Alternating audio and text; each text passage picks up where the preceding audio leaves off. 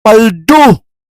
6M par. So ayun na nga mga boss, good day sa atin lahat, and today is another day na naman po tayo dito sa Grow a Garden 2. So kung makikita niyo mga pre is meron po tayo ditong dumating na mailbox. So galing po ito sa mga followers natin, check lang muna natin yan. Ayan o, kung makikita niyo. So ang gagawin natin ngayon mga par is i-accept natin to, and then dito sa pinakababa may message po dito. Hello po, pwede po i-continue po ito, tsaka pwede po makahingi ng kahit na anong pet. Okay, so bibigyan natin to mga pre. Pero ngayon is i-accept na muna natin yung mga nagbigay sa atin. So shoutout ka pala kay Kito Pogi, Ben Log, Saidamin, Manhdi, okay, si Eric John, Jesilia, 3000 i. Uy, parang processor lang to. Okay, so accept natin lahat to mga par. So tingnan natin kung ano yung, uy, frog. Okay. Strawberry, okay. So mga baguhan yata yung nagbigay sa atin. Pero ibabalik natin yan. Okay, meron po nagbigay sa atin ng all. Ano pa ba? Bamboo seed na isa. Oh my goodness. Okay, frog ulit. So dito naman sa pinakababa. Shoutout sa'yo, Jesilia. Maraming salamat po sa pagbigay. Okay, 10 bamboo. So ayun na nga mga par. Ibabalik din natin to sa kanila. And ayun na nga mga par. Meron po ditong rainbow sa gitna natin. And di ko alam kung para saan yan.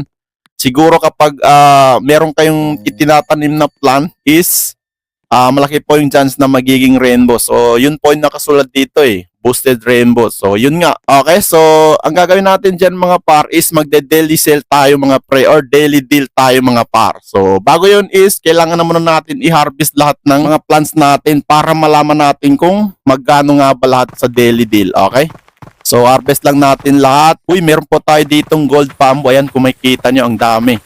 So kahit na walang mutation po yung ating mga plants is i-harvest lang natin yan para malaman natin kung magkano. Ayan, puno na tayo. And meron nga pala tayo nakuha ang golden pinya mga par. Ayan, kung makikita nyo, napakalaki. So nasa 25 kg po ito. And then i-check na muna natin kung magkano presyo nito.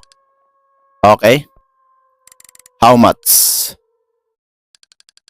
Okay, 17k. So, goods na rin. Magde-daily deal na tayo. Pupunta lang tayo dito sa number 4, which is bargain. Okay, so ang babayaran natin dito is bumaba. Nasa 737k.